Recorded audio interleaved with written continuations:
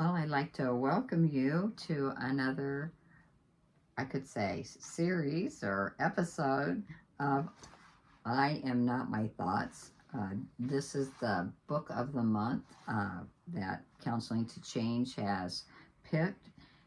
Very good for helping us in really evaluating things inside of us that we may not have even thought about doing. And finding out who is ruling our house. And that we are on chapter 8 on do you have any misconceptions or beliefs? Let me show you the picture that goes with chapter 8. Let's see there. You see that? Do you have any misconceptions? Who is the father of your thoughts? And it's a little sperm going to a little egg. So before you start, Jan, a sperm joins with an egg in physical intercourse or artificial insemination, and a conception takes place. So sperm, egg, conception, oftentimes inside the woman in the fallopian tubes, or we could call it, generally speaking, the womb, W-O-M-B. So now I have a question, Jan. What is a misconception?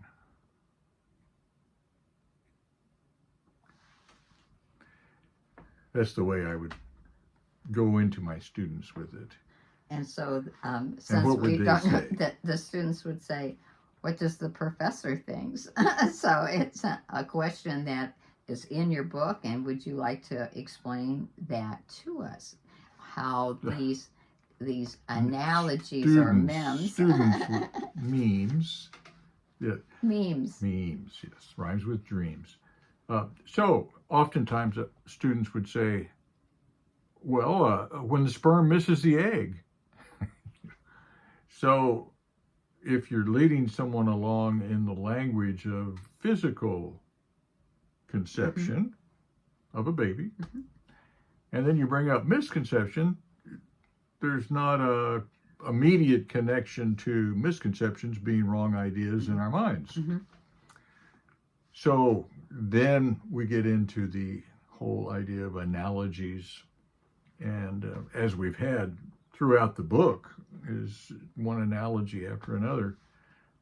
Since when you're talking about invisible things, spiritual things, you can't see them, so you have to use an analogy to sort of depict what is going on. And fascinatingly, this all, for me, started as a freshman at Mizzou taking speech class, and the teacher said something about social intercourse being communication.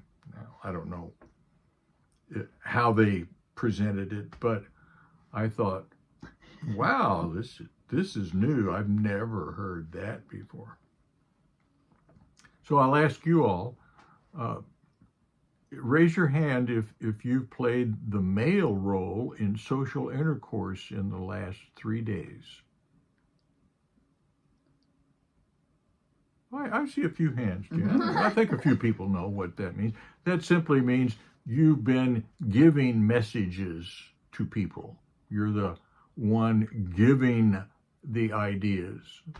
And then if you're playing the female role, as you are right now, because you're listening, you're receiving information. So that's the female role in social intercourse. So once we get the language set up, then it all sort of, wow, that there's all kinds of words that fit that way. Why we disseminate information to one another. Disseminate, like semen, but it's information. Or we conceive ideas. Oh, wow. So language, social intercourse, physical intercourse, conception, conceive. Well, what's a concept? There you go. A concept is an idea that you have conceived in your four-letter word, mind. And so we have the womb as our physical, W-O-M-B, place for physical growth of the baby, and the mind as the place for mental ideas, information to take place. So that's what this chapter is based on, is that analogy.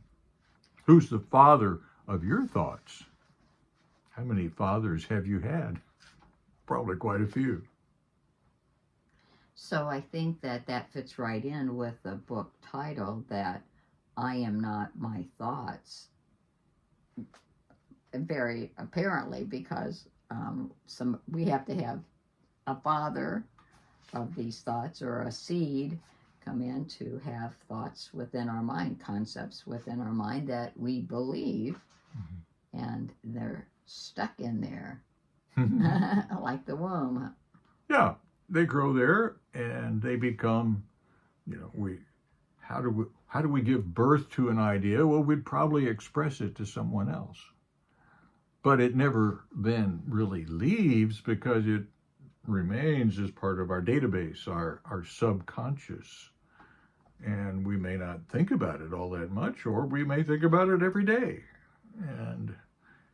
And can we change our mind? Can we change a thought? I think we're going to come across a few examples in this chapter about how we change a thought, or what thoughts might have changed over our lifetime. So thoughts can change, but we're the same individual. So that sort of gets into the title, I am not my thoughts. I'm an individual. I have thoughts, but those thoughts can be divided. I could have a misconception, and I could have another concept over here that's true, and they kind of fight each other. So let's explore. Okay.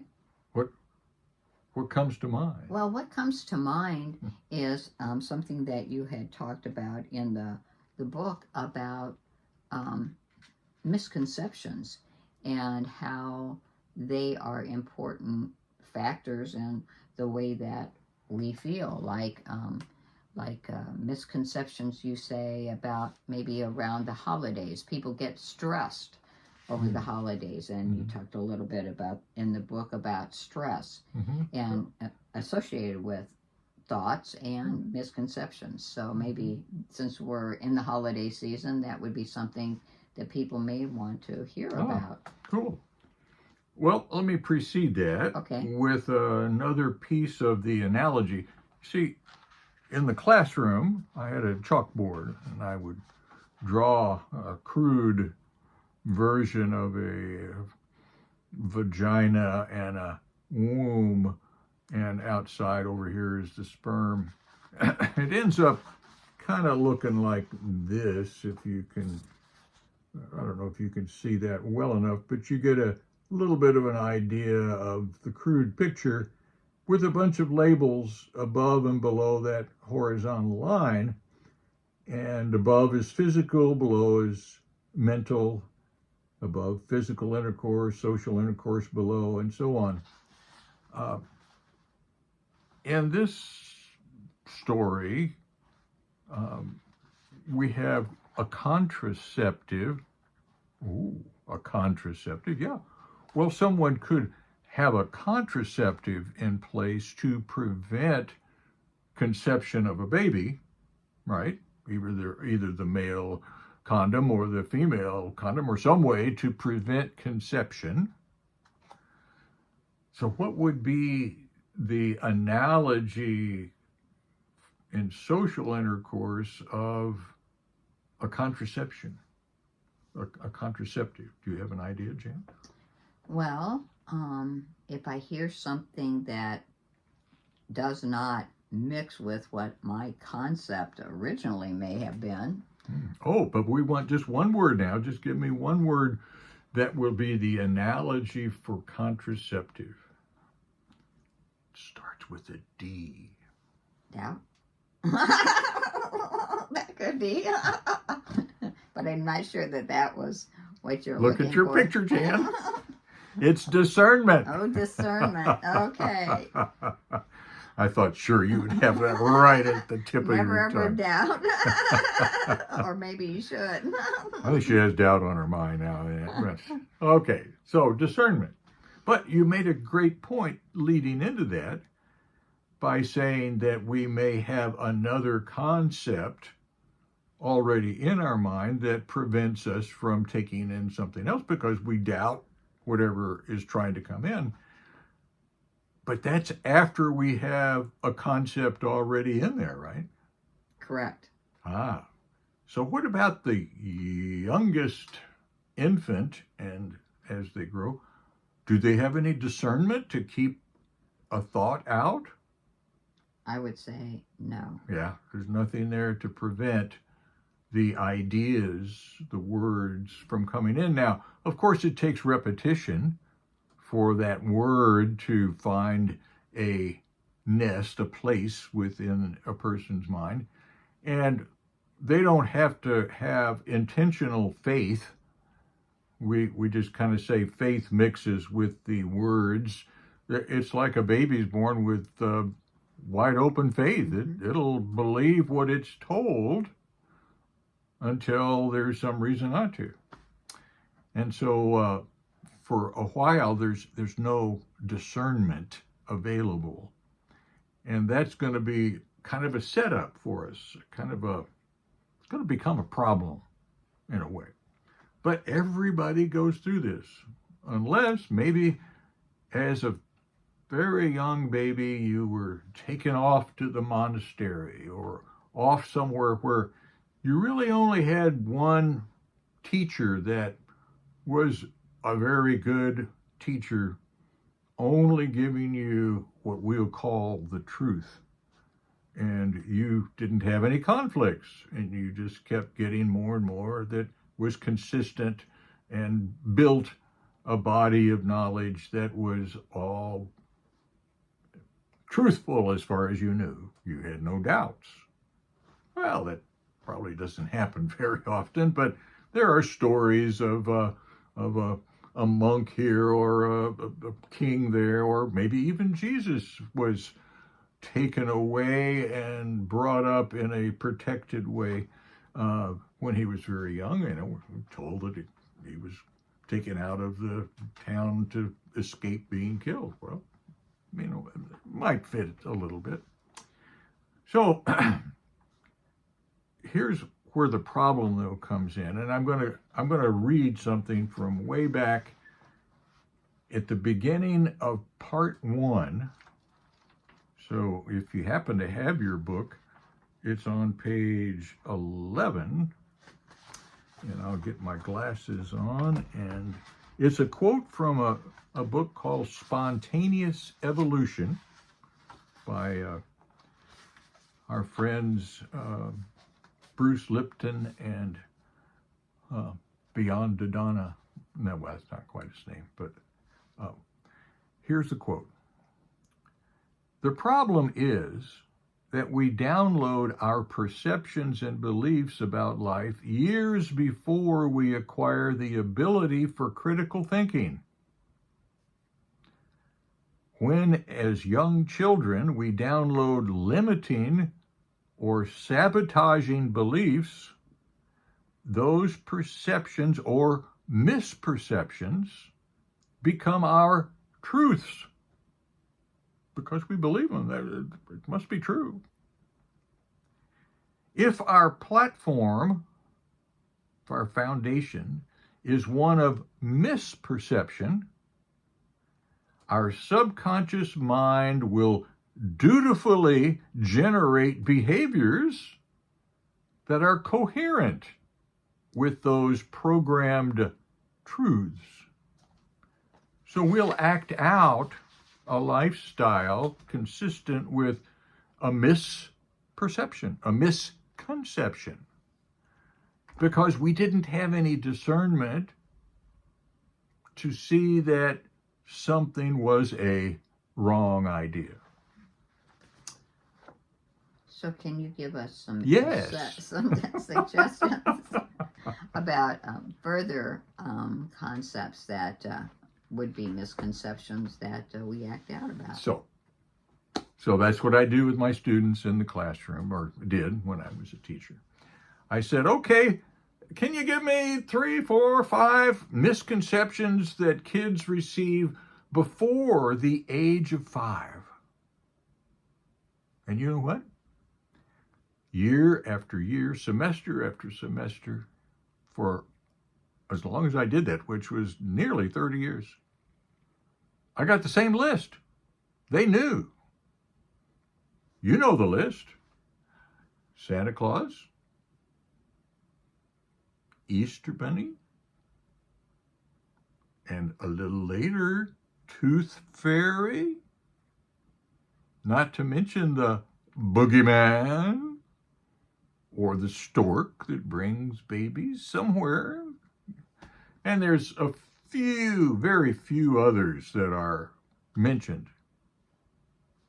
This is hundreds, thousands of students with the same lists, because that's what they experienced. So when I was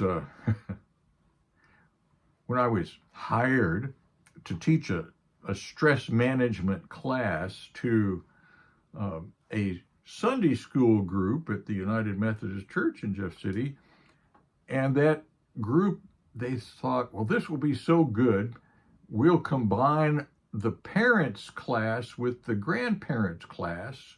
So there was a huge number, like 120, 30, 40 people, like a big lecture hall. And we had 8 weeks. They had to put up with me for 8 weeks about stress management. And many of the things that we're doing here in the book were talked about in the class. And we'd get to holiday stress. Well, for some reason, they thought that I was telling them that they had been lying to their kids about Santa Claus. And I don't know if you've ever been in front of a group where you completely lose rapport. They have put up a wall between you and them. It's like you're not there anymore. And I began to think what I might be doing with the pastor and saying, well, I don't need to show up anymore. You don't even need to pay me. I'm sorry, it just didn't work. But instead, there was an interesting thing that happened. A woman stood up, an older woman, turned out to be a grandmother. And she said the most profound thing I had heard to that point in my life, I think, besides, "You're not your thoughts." She said this, not to me. She turned to the group. She was up front, kind of on the side, and turned to the group. "I want to tell you what happened this year with my granddaughter. She came to me and said, 'Grandma, Mommy and Daddy said there was a Santa Claus, and there really wasn't. Then they said there was an Easter Bunny, and there really wasn't. And they told me there was a Tooth Fairy, and there really wasn't. Now they're telling me there's a Jesus Christ and a God. Grandma, is there really a Jesus Christ and a God?'"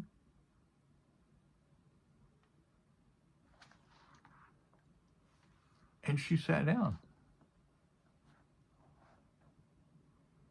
What did I do? I sat quietly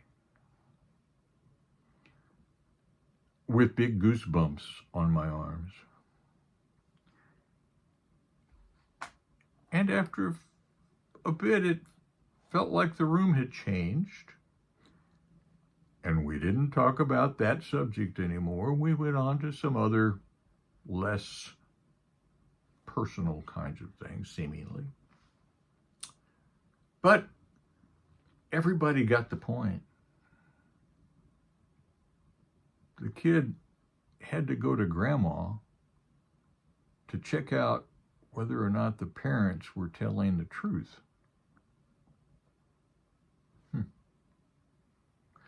Well, it took a couple of years, I'm a little slow, took a couple of years of presenting this story to my classes when, ding, ding, ding, this is the story of the boy who cried wolf all over again. But it's the parents crying wolf. There's a Santa Claus. Here comes Santa Claus. Hey, brother. He knows when you've been sleeping. Blah, blah, blah, blah.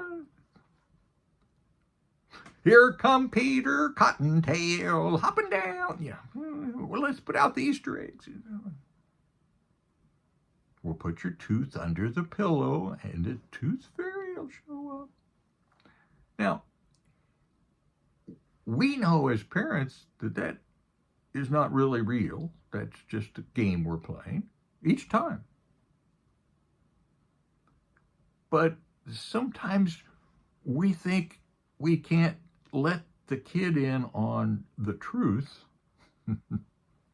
because that might ruin the game for them or something. And so we keep the kid in the dark, and unfortunately, unless they have some discernment, we are letting them think that there really is a Santa Claus that lives at the North Pole and drives a sleigh with reindeer that fly. And someday they're going to find out there isn't. And it may not be a big deal. Or it may be devastating, as it has been for not only some of my students, but one of the pastors that I was asked to do a class for, a similar class for his parishioners. It had happened to him. And it had taken him years to rebuild trust with his parents. So it really is kind of a serious deal. So what are you going to do? I mean, tradition is pretty powerful, right? I mean, it's everywhere. Santa's everywhere. Easter Bunny's everywhere, all those stuff. I do offer a substitute. I did to my classes here doing the book. You can always play the game of Santa Claus with your kid and say, hey, let's play Santa Claus. Who wants to dress up? Well, Daddy, you should be Santa Claus. Okay, well, and then here's Mrs. Claus, and you all will be the elves. And what should we do? Let's make some cookies, and we can wrap them up, and we can take them over to some people that maybe don't get cookies so often. And we can even dress up and do it. It could be our thing that we do it at this time of the year. And you build a different tradition, one that includes the kid. And you know what? You've already told them, maybe some of you have, it's more blessed to give than receive. So here's this season of the year. What message do you want them to get? It's more blessed to give. Oh, we're making cookies or whatever we're making, and we're going to go give them to somebody that doesn't have somebody. Now, wouldn't that be a better message than, I want this, Dad, and I want this, and I want this, and oh, you're not getting the message of giving, you're getting the message of getting. So, this is big stuff. And just a little seemingly innocent misconception as a kid is so easy to prevent. There's another funny story that a student, a mother stood up in class. She said, let me tell you all what happened to me and my daughter at the mall last Christmas. And she's just 3 years old.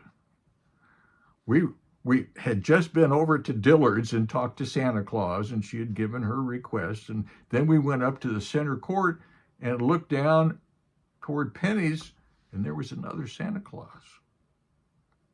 And my 3-year-old daughter said, "Mommy, who's that?" Because she had just left Santa Claus over here. I mean, there's 2 Santa Claus. Okay, now, here, you're the parent of a 3-year-old. Your 3-year-old thinks that was Santa Claus. What's your answer? "Mommy, who's that?" Got an answer in mind? Well, this mom said, I I told her, well, that's Santa's helper. And she said to the class, and my 3-year-old daughter looked up and said, "Mommy, that's a lie." Yeah. That's what she should have said. Yeah. Because at 3 years old, the kid had seen enough cartoons to know that Santa's helpers don't get to dress up in Santa Claus suits.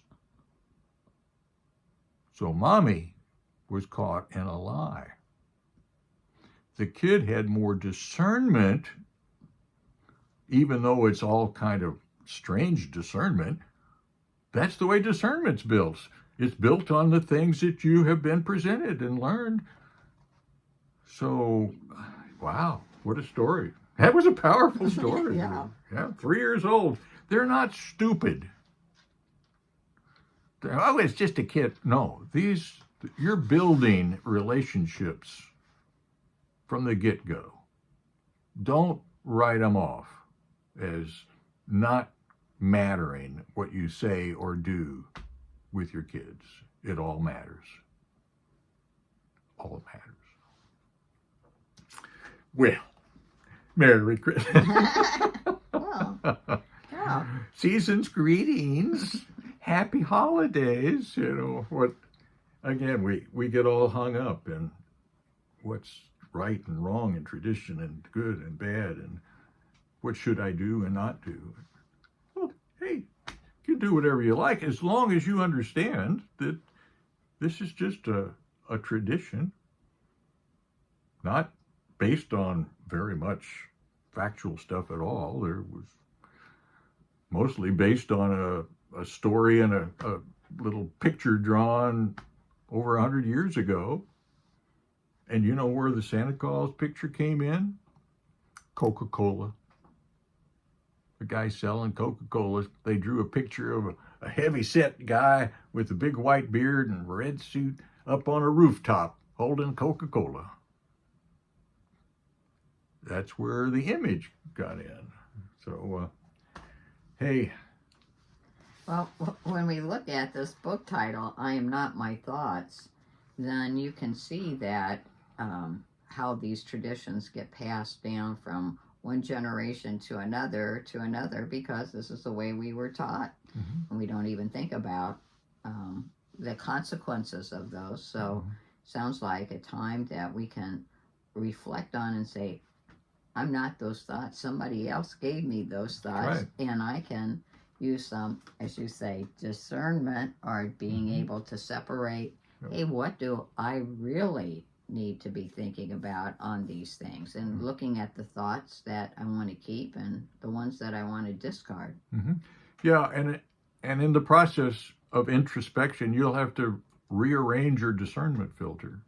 I mean, some of us even went to church and were told, this is the way discernment is, this is this, and this is this. Well, some of us found out that wasn't necessarily true either. So it doesn't matter if it's church or if it's school or if it's wherever you go, there's going to be traditions that get taught that are taught as if they're true. Examine.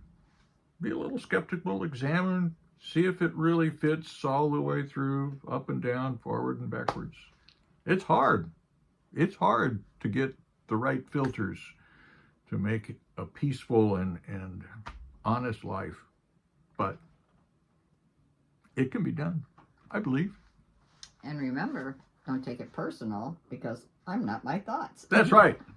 Amen. Hey, good class. Thank you, Jan. Well, thank you, Dick. Yeah. Appreciate it. So have a good season of holidays, or whenever you might be watching this particular episode. And we'll see you next time for part 3.